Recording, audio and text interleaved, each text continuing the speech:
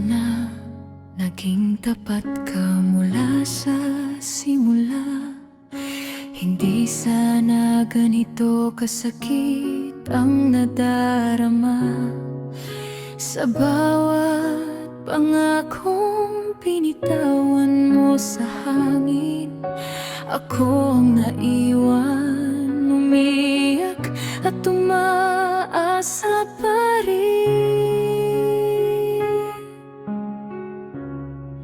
Kung sana sinabi mong di mo na ako mahal, hindi ko sana hinayang masaktan ng paulit-ulit sa gitna ng salitang forever na bitin. Ako ang naiwang naniniwala pa rin.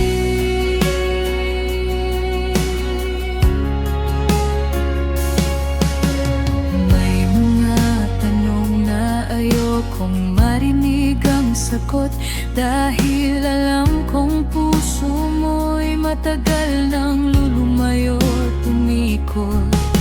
Pinili kitang mahalin kahit mali at masakit. Ngayon